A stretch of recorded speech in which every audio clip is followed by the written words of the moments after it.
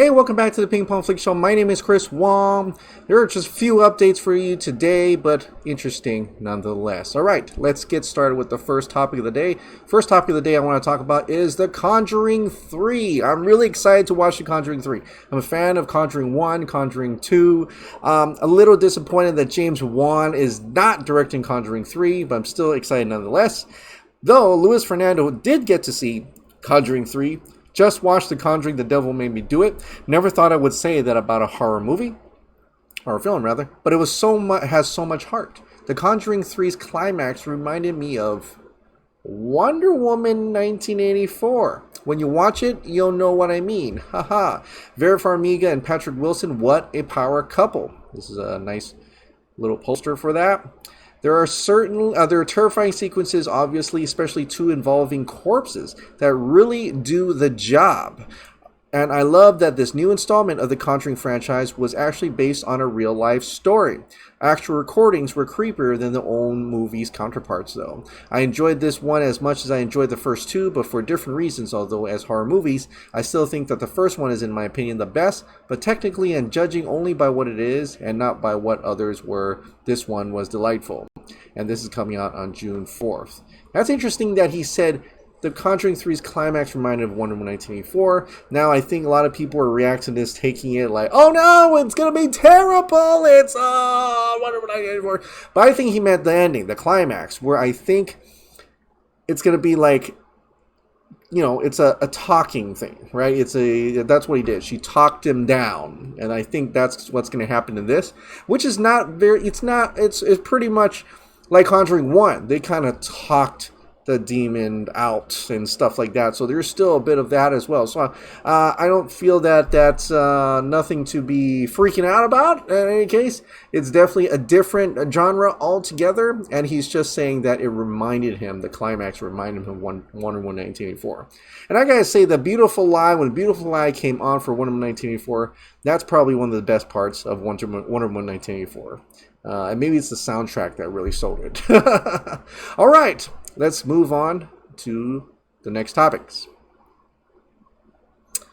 All right, Army of the Dead. Zack Snyder put out a new poster of Army of the Dead. What happens in Vegas dies in Vegas. And it's really funky looking colors here. Of course, May 21st, it already came out. Everything, Zack Snyder did pretty much everything on this project.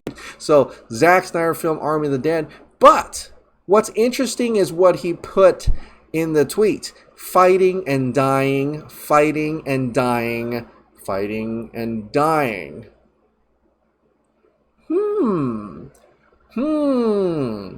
I'm still, is that like another hint at a time loop scenario? The time loop theory is correct? Is that what's actually going on here? Is it kind of like that Tom Cruise movie where he dies, comes back, comes back, right? Finding aliens and stuff.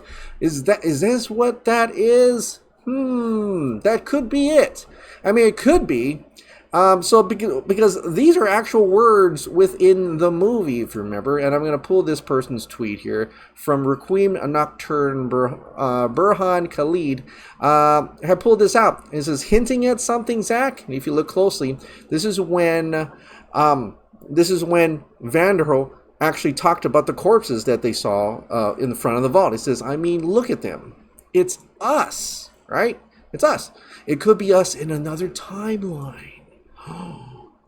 In some infinite loop of fighting and dying, fighting and dying, fighting and dying. Which calls into question that Vanderohe is the only one who seems to know all about this, right? He knew about the zombies, he brought the zombies down, he knew what they would do, he would know how they would act, and yeah, he could have learned all that through the prequel, through the opening thing, but it just seemed like he knew a little too much, a little more than we think, right? So, and it's interesting because Dave Avery actually put out a post on Vero. And he says, Vanderohe knew about alphas when no one else did. Knew shamblers were attracted to heat. Knew where to find multiple zombies to use. Knew about a plane at an airport he could rent. How many times this man been through the time loop? and Zack Snyder did the silly face, meaning because he already explained why he uses that emoji. He uses that emoji to say you're on point. You're getting somewhere, right? You're getting somewhere. And so I think that is it. Vanderohe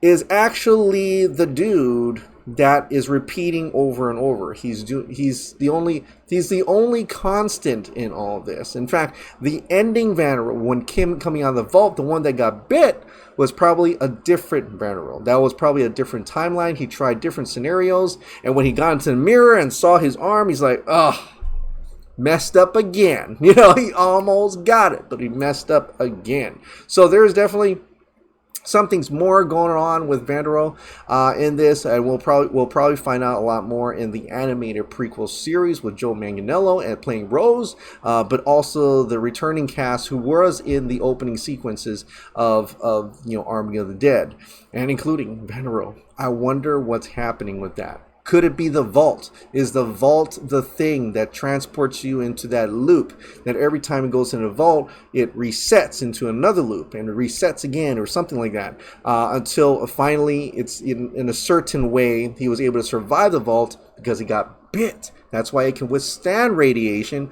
That's why, and everything else. But he's going to turn, so he never gets to go with the money. Also, him talking about the Joseph Campbell speech, right? It says journey. He is the hero's journey. He feels he's the hero's journey, and he thought he conquered it, but it never went through. So could be it too. So I'm really curious about this. Instead of just making a simple and on the surface level, you can say, oh yeah, it's just a simple zombie heist movie, which is already really pretty crazy in itself.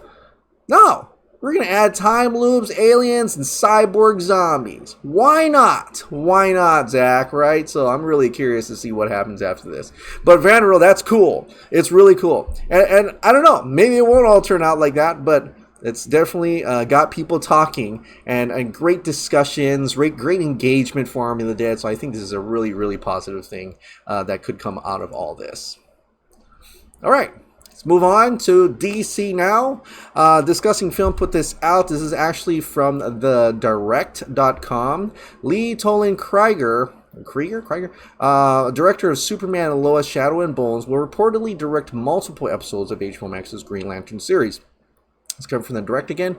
After Green Lantern teases in the world, the Arrowverse, and appearances in the Snyder Cut, the spacefaring superheroes are finally getting their own series on HBO Max. Multiple Green Lanterns will share the screen in this incarnation with Guy Gardner, Alan Scott, and a new female hero named Bree Jarta joining forces. The motor-mouth Guy Gardner will be portrayed by American Horror Story actor Finn Wittrock, while Jay Irvine is confirmed to play, I thought his name Jeremy Irvine, to play Golden Age Green Lantern Alan Scott. Scott's Golden Age history will seemingly come into play as his storyline will take place in the 1940s, while Gardner and Jartis occurs 40 years later. The trio will not be alone, though, as fellow Green Lantern Sinestro is rumored to make an appearance in this series. And I don't know if it's going to be Mark Strong or not. Don't think so. Seth Grahame-Smith will act as showrunner with his background in the horror genre, preparing him for the mature content and creepy-looking villains that the series will introduce. Now, another key personnel behind the camera has been hired to set the series off on the right foot.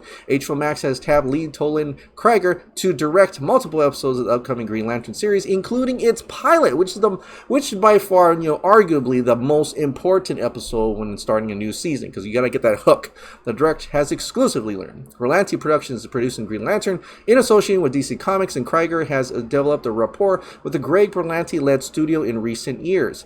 Since 2017, Krieger directed episodes for Riverdale, You, Chilling Adventures of Sabrina, Prodigal Son, and the current Superman and Lois, all of which are produced under the Berlanti banner. Krieger recently directed the opening 2 episodes of Netflix's critically lauded Shadow and Bone, which I have not yet to seen yet. He also has the experience with theatrical filmmaking, which is great, which helmed 2012 Celeste and Jesse Forever, as well as 2015's The Age of Adeline, starring Blake Lively and Harrison Ford. So Krieger is set to begin shooting Green Lantern's pilot episode in Los Angeles this September. And actually, that's cool. I mean, if he's, he's worth theatrical, and plus he's done Superman Lois. Superman Lois very much looks very cinematic, like an actual movie. And that's great. I think that's the kind of things to utilize, kind of things to do when you utilize a big budget for HBO Max. And so let's see how it looks. Let's see how that new Green Lantern series look. And this is where Jeremy Irvine has has officially confirmed on his Instagram. And I want to say Jay, I guess is that his nickname, Jay Irvine? But Jeremy Irvine, very excited to be joining the DC Universe. Can't wait to get started. Hashtag Green Lantern. In brightest day, in blackest night, no evil shall escape my sight. Let those who worship evil's might beware my power. Green Lantern's light. HBO, Warner Brothers. So that's here. That's him just confirming that. All right. Now, it's interesting that I never said anything about Jeff Johns in all these articles that we've been reading for Green Lantern and such. It's like they're really trying to keep that on the side, like, let's not mention him too much.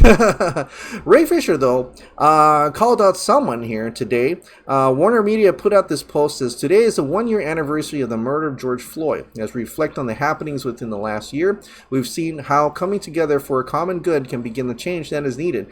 And this is a quote from Christy Halberger, EVP Communications and Chief Inclusion Officer, says phrases such as systemic racism and Black Lives Matter are now in our collective lexicon.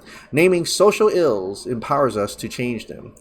Well, according to Ray Fisher, didn't change them fast enough. So I spent many hours on the phone with Christy Halberger. She is one of the major reasons why the jail investigation dragged on and why Warner Media still refuses to apologize. If Black Lives Matter, then apologize to your black employees. If you won't, maybe Discovery will. So definitely calling her out, calling this hypocritical post that Warner Media put up and her hypocritical quote that she put out to make her look good. But Ray's not having it, and he's going to make sure that Discovery knows as well. Their new bosses will know who they're dealing with. So that's pretty cool of Ray Fisher.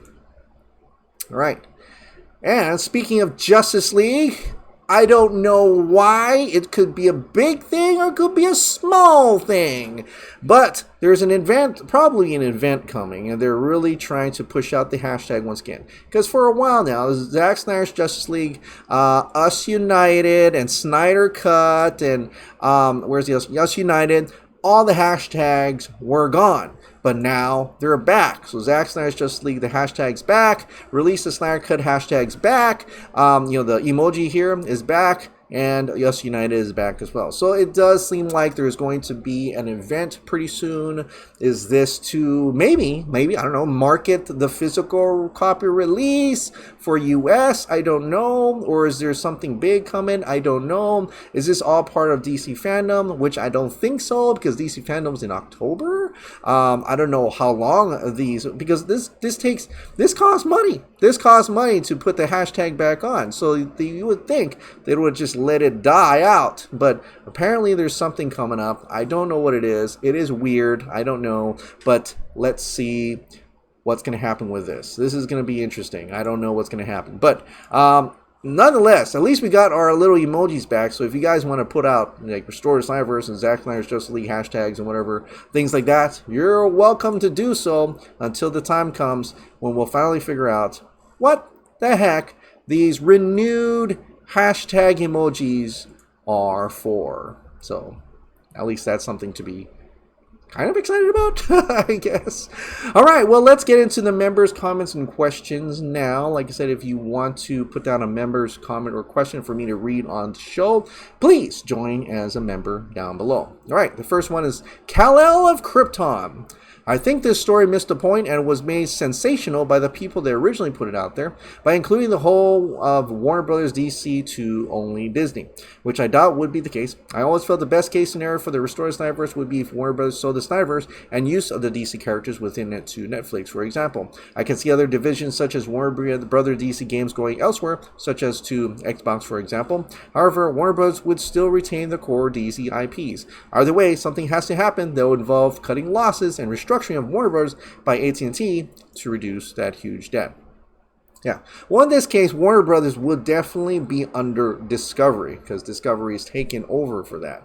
They're taking over Warner Media. It's not more. It's more of because it is a merger, but the Discovery staff, including the CEO himself of Discovery, is taking over Warner Media. So maybe crossing fingers, that something good will come of it. The Robert Pattinson description of the studio sounds like he wrote that with a gun to his head. It was like a robot's response, if it was even written by him. This is the problem I have with Warner Bros. All the actors, directors, etc. Have all pretty much said that word for word when working for them. Then sometimes years later we find out it was the opposite. I'm no longer in the mood to give Warner Bros. The benefit of the doubt. They have completely lost my trust and confidence, which will take some time and proof to return more than just marketing sound bites from Warner Bros.' new favorite actor. And I have to agree, sometimes it takes, we've seen so much. I think we've all seen and heard so much now that it's hard to take their word, for the word, word for word, right? So it's like, I don't know, can we trust you? Is it right? Are the directors really getting their, piece and whatever? Yeah, it really is hard. So, but that also means there's a need for change, right? And hopefully, the new executives coming in would hear that as well and, clean up shop. This whole Powerpuff Girls is on CW. Just throw the whole thing away. Throw it. I mean, it just can stay as in Cartoon Network, And there was another comment today that they wanted to base it on reality. I'm like, what's Powerpuff Girls? Does it have to be based on reality? Unless you're trying to make a gritty remake of it, which is interesting as well. But I don't know. I don't know. They obviously have the script. Did they read the script before saying, let's go ahead and shoot it? I mean, what happened? Grandson Soul. And I just noticed that the CW has passed on the Painkiller spinoff from Black Lightning. Painkiller was the best character on the show, those fight scenes, so they're passing on the show, yet still going forward with PPG. You know what? Just throw the whole CW away, too. Throw it away, yeah. Yeah, that was a while back. They passed on the Painkiller spinoff. Yeah, they did. So, the script has Powerpuff Girls as rambling Valley Girl motor mouths with cringe cultural reference strokes. Never saw that before, right? Yeah, a lot of writers really don't make an effort to get how young women talk. So they go to the increasingly annoying cliche. In other words, better get other writers, maybe writers familiar with the show, who can actually extrapolate how would these characters talk and sound when they're older. No more shortcuts, Hollywood. That's true. I don't know who they're asking how girls talk and stuff like that. Maybe it's like dads who think that's what girls talks like, or parents. I mean, even mothers, you think they would have a relationship with their daughter and understand how they are, but I don't know. Or do they talk like that? I don't know. I mean, the Uncharted film is supposed to be an origin story, and the franchise canon does establish that Nathan Drake started out young. I assume with Sully around too, so it could work? Yeah, it could work. But to me, when you're looking at that picture, like, there are characters, there are definitely actors and actresses who, like, they become that role, right? But to me, when you look at that picture, it's like, yeah, it's Mark Wahlberg and Tom Holland. I don't see Nathan Drake and Sully, you know what I mean? I thought they were going to put a mustache on him and everything. I don't know. I so want to see JG tweet out, the cake is a lie, for the publicity tour. It's official. Amazon buying up MGM. Might as well order the ingredients of a vodka martini. Shake it, don't stir. Order on Amazon Prime, of course. I'm going to say it, Netflix expressing a constant super confidence in Zack even after the release of Army should absolutely make it clear to David Zaslav that HBO Discovery, or whatever it will be called, should be similarly big on the Snyderverse, maybe Sucker Punch. Heck, Warner Bros. Has been following the MCU's lead because successful. Might as well witness the golden proof of the success of Zack Unleashed and follow that lead now. Yep, that shorter hair really makes this Supergirl look like the Injustice what could have been daughter of Clark and Lois. The Lara Kent Supergirl, sorry, an alternate Earth to the Snyderverse are a couple having a daughter, not a future Batman son, or maybe there could be both, assuming Lara Kent makes a reference to her older brother. Wow, that's expansive. Hey, Chris, what are your top 3 MCU movies?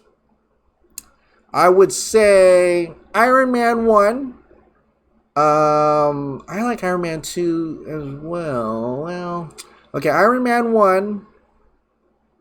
Infinity War, I've watched that several times. And I gotta say Winter Soldier, I think, would be another one. Hey Chris, in your opinion, how do you think the DCEU will proceed as currently constructed? With crappy Justice League as canon, does Warner even have a plan without Zack? I think they will. I don't know. I don't even think they're going to even address Justice League in any way. They'll just say, well, those characters exist. I mean, they could just, because, Aquaman, Wonder Woman, they'll all be there. Bruce Wayne is Ben Affleck's Bruce Wayne for that world, Ezra Miller Flash. So, other than that, and it says, yeah, we defeated Steppenwolf. That's about it. They won't mention Darkseid whatsoever. So it would be probably, it would be more like a Justice League canon, Zack Snyder canon. And do they have a plan? I don't know. We'll find out. And that's why I think their plan right now is to throw everything and the kitchen sink into the Flash movie to make that as huge extravaganza, big, bold another Justice League, pretty much. It's turning out to be a Justice League. We can't deny that right now. It's called The Flash, but it's really a Justice League movie. And they're going to make that huge so they get people excited and see where they go from there. So that's where we're going to find out firsthand where are they going to go with the current DCEU. Not these spin-off things. Not these, like, people are still going to have their solo movies like Aquaman 2, maybe Wonder Woman 3, I don't know anymore.